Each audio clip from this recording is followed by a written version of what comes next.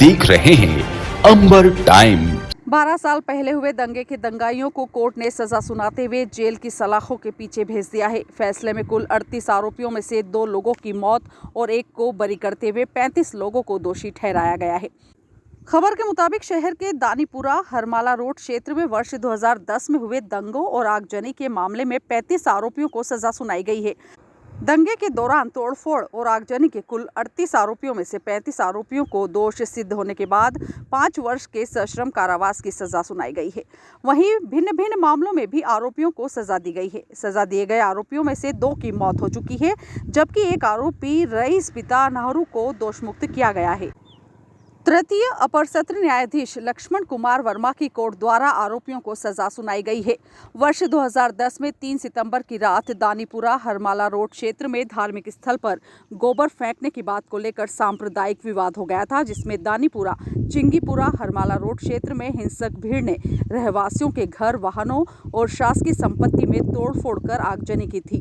हालात बिगड़ने के बाद रतलाम के 2 थाना क्षेत्रों में कर्फ्यू लगाना पड़ा था। पुलिस ने इस मामले में करीब 190 लोगों को हिरासत में लिया था। मंगलवार को इस चर्चित दंगे का फैसला आने पर कोर्ट में गहमागहमी बनी रही। पुलिस को भी बार बार भीड़ को हटाने के लिए मशक्कत करनी पड़ी। लोक अभियोजक तरुण शर्मा ने बताया, क्या किस तरह का ये मामला था और कितने लोगों को सजा हुई है और कब का ये मामला? मामला जो है घटना दिनांक 3/9/2010 की रात की 10 साढ़े 10 बजे के बीच की है और दानीपुरा क्षेत्र की है। पुलिस को सूचना मिली थी कि दानीपुरा क्षेत्र में कुछ व्यक्ति विशेष द्वारा झगड़ा करने पर आमादा हो रहे हैं और दंगा फसाद कर रहे हैं, जिस पर पुलिस बल जो है दानीपुरा क्षेत्र रतलाम में गया था और उन्होंने सबको समझाने की भी कोशिश करी, खदेड़ने की भी कोशिश करी, लेकिन उन्होंने जो है दंगाई लोगों ने पुलिस बल पर भी हमला किया और वह क्षेत्र जो आसपास का क्षेत्र जो है उस क्षेत्र के लोगों को भी बहुत भयभीत किया था और वहाँ की गाड़ी 2 व्हीलर गाड़ी 4 व्हीलर गाड़ी सब जलाई थी, आगजनी घटना करी थी। सभी जो आरोपी जो है उनके पास हथियार थे, तलवार थी, लठ थे, छुरे थे, सभी के पास थी उस प्रकार से। और जब पुलिस बल ने उनको खदेड़ने की कोशिश करी तो इन लोगों ने पुलिस बल पर भी पथराव किया और उनके साथ ही मारपीट करी, जिससे और पुलिस की जो गाड़ियाँ थी उनके वाहन को भी फूंका, उन्होंने आग लगा दी और जिसमें बहुत से पुलिस बल जो थे, जवान थे, जो भी अधिकारी थे, वो उसमें घायल भी हुए।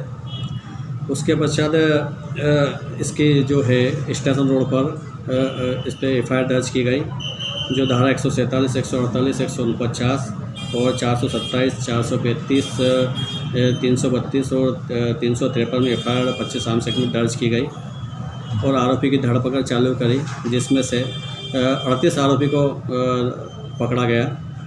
और आज जो है तृतीय अपर सत्र न्यायाधीश महोदय श्री लक्ष्मण कुमार वर्मा साहब द्वारा आज सन 2010 के जो दंगा हुआ था और रतलाम शहर में जो कर्फ्यू हुआ था, 7-8 दिन का कर्फ्यू लगा था, उसमें आज फैसला सुनाते हुए श्री लक्ष्मण कुमार वर्मा साहब द्वारा फैसला सुनाया गया, जिसमें सभी आरोपी गण को 5-5 वर्ष का कारावास, सश्रम कारावास की सज़ा सुनाई गई है और अनेक धारा में अनेक जो है सज़ा सुनाई गई है। 6,000 और 7,000 रुपये जुर्माने से भी दंडित किया गया है। 2010 का मामला था और आज 12 साल बाद ये फैसला आया है। मंगलवार को हाट रोड पर नगर निगम ने अतिक्रमण मुहिम शुरू की। सुबह निगम इंजीनियर अमले को लेकर मौके पर पहुंचे और कार्रवाई शुरू कर पाते इससे पहले ही अतिक्रमणकर्ताओं ने अपने अतिक्रमण हटाने शुरू कर दिए थे। अतिक्रमण हटाते समय विरोध के स्वर भी मुखर होने लगे थे, जिसमें राजनीतिक बू आ रही थी। इसी बीच निगम आयुक्त हिमांशु भट्ट मौके पर पहुंचे और मौका मुआयना किया। मौके पर कांग्रेस नेताओं ने आपत्ति दर्ज करवाई और फोन पर बात करते हुए निगम आयुक्त आधे रास्ते का ही मुआयना कर लौट गए। शाम करीब 3:45 बजे कलेक्टर नरेंद्र कुमार सूर्यवंशी हाट की चौकी पहुंचे और क्षेत्र का मौका मुआयना किया। कलेक्टर ने सड़क पर ही निगम स्वास्थ्य विभाग निरीक्षक AP सिंह की क्लास लगाकर जमकर फटकार लगाई।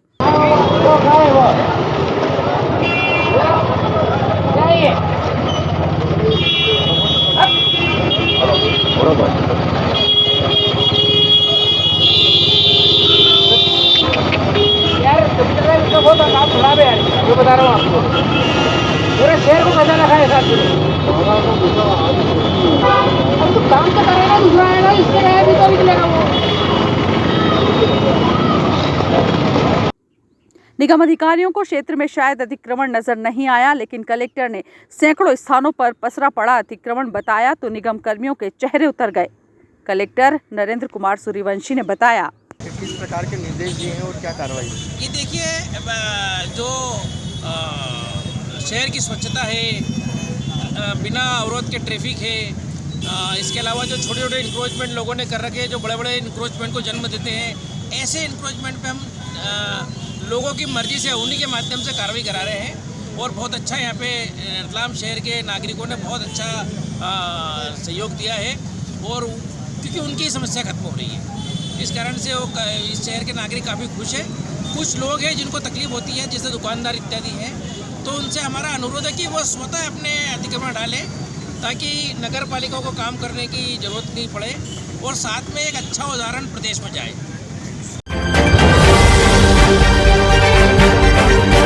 पति ने अपनी दूसरी पत्नी के मकान का किराया नहीं दिया तो मकान मालिक ने मकान खाली करवा कर ताला लगा दिया।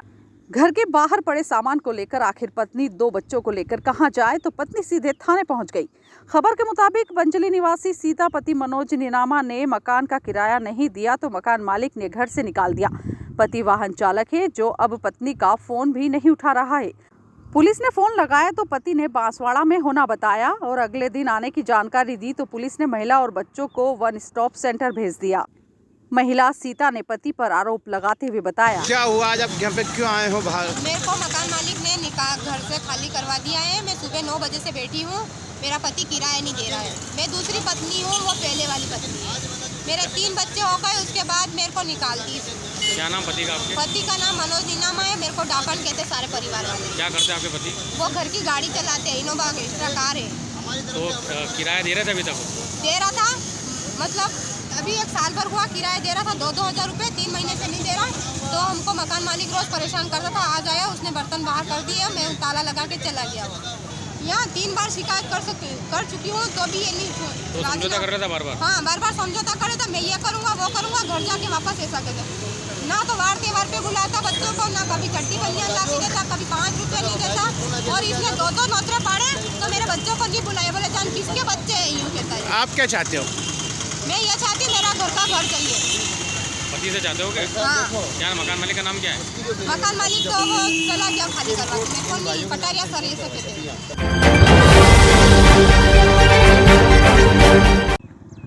बिराखेड़ी क्षेत्र की 6 वर्षीय बच्ची आशा पिता राहुल परासिया रविवार को गुम हो गई थी। मामला औद्योगिक क्षेत्र थाना पहुंचा। नानी सीमा परासिया ने गुमशुदगी दर्ज करवाई। बच्ची को तलाशने में जुटी पुलिस को रविवार दोपहर 2:10 पर बच्ची जुलवानिया ट्रेचिंग ग्राउंड से बिराखेड़ी की ओर आते हुए सीसीटीवी कैमरे में दिखी। परिजन और पुलिस ने आसपास के गांव मुंदड़ी में देखा, लेकिन बच्ची नहीं मिल सकी थी। पुलिस की तलाशी में गुम हुई 6 साल की बच्ची बड़नगर के पास गांव में मिल गई। उसे उसका पिता ही यहां से ले गया था। खबर के मुताबिक बच्ची के पिता 2 साल से अलग रह रहे हैं। उन्होंने दूसरी शादी भी कर ली थी। पुलिस ने बच्ची को बरामद कर उसकी नानी के हवाले किया है। वहीं पिता पर प्रकरण दर्ज कर उसे गिरफ्तार किया है।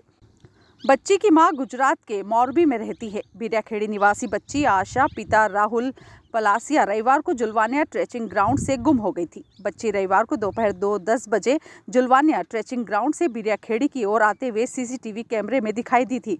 उसके बाद घर नहीं पहुंची। आसपास के लोगों से जानकारी लेने पर पता चला बिराखेड़ी का एक व्यक्ति उसे ट्रेचिंग से बुलाकर ले गया था। उसने पूछताछ में बताया कि बच्ची को उसके पापा ले गए हैं। पिता राहुल पलासिया ने हांडिया कुंडिया धार गांव पहुंचे तो वहां वह नहीं मिला। पिता की सूचना पर बड़नगर के पासल गांव बांगरोड पहुंचे, वहां से बच्ची को लेकर आए। पिता राहुल पर प्रकरण दर्ज कर उसे गिरफ्तार किया है। बच्ची की मां लक्ष्मी गुजरात के मोरबी में रहती है। औद्योगिक थाना एसआई सुभाष अग्निहोत्री ने बताया, और इसके पिता का नाम राहुल है। तो ये जुलवानिया ट्रेचिंग सेंटर से गई थी, तो इसकी नानी जो है सीताबाई पति अमर सिंह ने निवासी बिराखेड़ी ने रिपोर्ट दर्ज कराई थी। उस पे से अपराध कायम किया था अपहरण का अज्ञात व्यक्ति के विरुद्ध। फिर संदेह उसके जो बच्ची का क्या नाम पिता है राहुल, उस पर बताया था, तो जिसकी तलाश करी तो अभी जो बड़नागर के पास में गए वहाँ पे इसका पिता मिला, बच्ची उसके पास में थी। इसके पिता के द्वारा बताया कि मेरी बच्ची है इसलिए मैं लेके आ गया, तो इसको वहाँ पे वैधानिक कार्रवाई करके यहाँ पे अभी लेके आ गए। ये बच्ची को किसके द्वारा छोड़ा, कहाँ पे छोड़ा जा रहा है?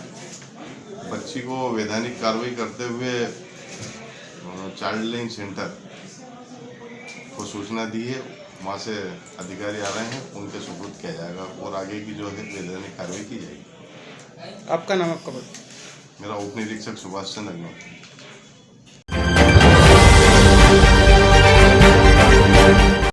मौसम ने अब करवट लेना शुरू कर दिया है। दिसंबर के महीने में भी ठंड की बजाय दोपहर में गर्मी का एहसास हो रहा है, लेकिन इस हफ्ते में मौसम का मिजाज बदलने लगा है। सोमवार को दिन का तापमान 29.5 डिग्री पर आ गया। मौसम वैज्ञानिकों के मुताबिक 2 दिन मौसम का मिजाज ऐसा ही रहने वाला है। मंगलवार तड़के सुबह से ही आसमान में बादल छाए रहे, हवा बंद रही। कुछ देर बाद पानी के छींटे ने मावठे की बारिश की ओर इंगित किया। दिन भर बादलों में छिपे सूर्य देवता प्रकट होने के लिए संघर्ष करते रहे, लेकिन बादलों ने बाहर नहीं निकलने दिया, जिससे धूप के दर्शन नहीं हो सके। धूप खिलने की कोशिश करती और फिर चली जाती। ठंडक हुए मौसम का लुत्फ लेने के लिए लोग गर्म कपड़ों में सड़कों पर निकले और गर्मा गर्म चटपटे व्यंजन और चाय की चुस्की का आनंद लिया। मौसम के बदलते तेवर अब कड़ाके की सर्दी दस्तक देने वाले हैं। मावठा गिरने के बाद सर्दी का यह सिलसिला शुरू हो जाएगा।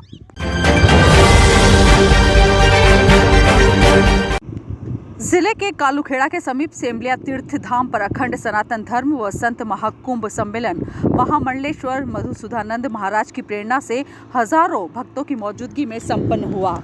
इस सम्मेलन में प्रख्यात संत व मधुसूदनानंद के गुरु आदि विशेष रूप से आशीर्वाद देने आए।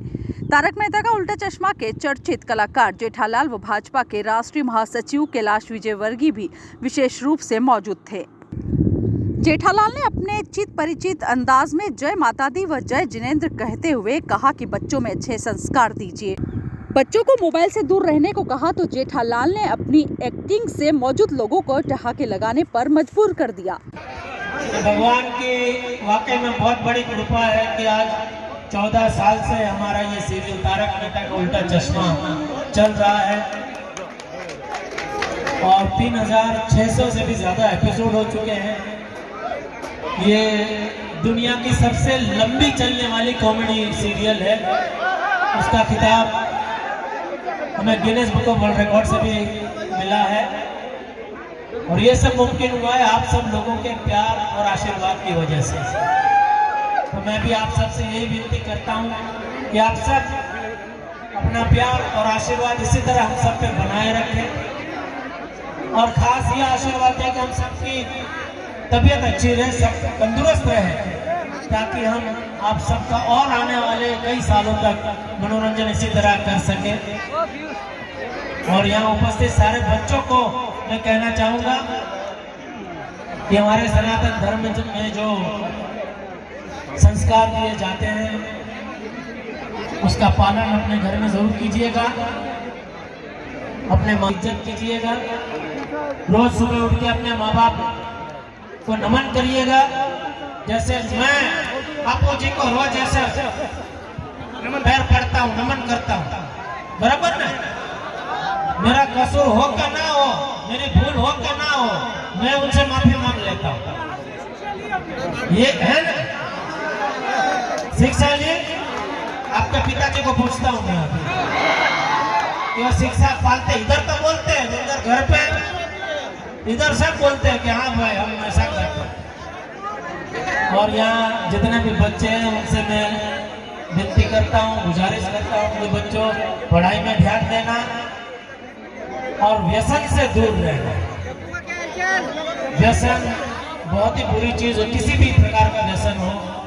आजकल तो अभी एक मोबाइल का व्यसन भी आ गया है, तो उसका बहुत ही, जैसे हमारे बड़े बुजुर्ग कहते हैं कि उसका उपयोग करना चाहिए, लेकिन सिर्फ सदुपयोग करना चाहिए। जितना जरूरी हो उतना ही उपयोग करना चाहिए, उससे ज्यादा ना करें।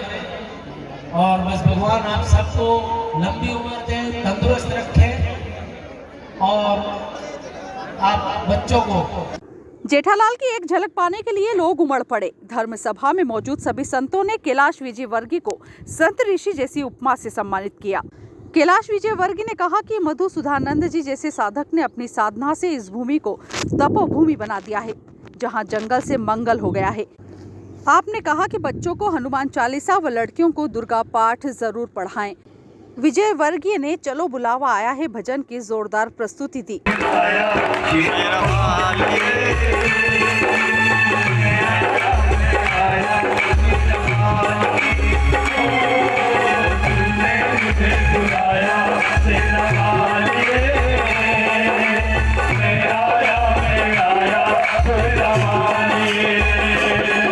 आयोजन में राज्य मंत्री भरत बैरागी, रतलाम विधायक चैतन्य काश्यप, पूर्व विधायक जितेंद्र गहलोत सहित कई जनप्रतिनिधि मौजूद रहे। इस अवसर पर भभूति, रुद्राक्ष वितरण व विशाल भंडारा भी किया गया। भाजपा के राष्ट्रीय महासचिव कैलाश विजयवर्गीय ने कहा, इतिहास तोड़ रिकॉर्ड से सर क्या कहेंगे सर? देखिए, गुजरात इस प्रदेश का इस देश का ऐसा प्रदेश है जो सभी राजनीतिक दलों के प्रेरणा का केंद्र है। चाहे वो किसी भी राजनीतिक दल में काम करता हो, गुजरात ने एक नई दिशा दी है राजनीति को कि 7 साल तक कोई 7 बार लगातार कोई एक पार्टी सत्ता में रहे और हर बार उसके वोट बढ़े। ये आज़ादी के बाद पहली बार किसी प्रदेश में एक जीता जागता उदाहरण है गुजरात का। बंगाल में भी 7 बार CPM की सरकार रही, पर उनका वोट परसेंट कम हुआ है और यहाँ वोट परसेंट बढ़ा है। और इसलिए मैं तो सब राजनीतिक दलों से कहना चाहता हूँ कि मोदी जी की बराबरी नहीं कर सकते तो मोदी जी के खिलाफ कुछ भी बोलो, गाली दो। इससे अच्छा मोदी जी जो कर रहे हैं उससे सीखें, उनका जीवन भी धन्य होगा और वो राजनीतिक पार्टी भी धन्य होगी। सर हिमाचल में क्या चूक हुई सर? देखिए, हिमाचल में परंपरा है कि एक बार कांग्रेस एक बार बीजेपी। सर कांग्रेस और आपकी क्या रणनीति चल रही है सर आने वाले चुनाव मध्य प्रदेश? 2/3 बहुमत से भारतीय जनता पार्टी सरकार बनाएगी। क्या शेर है?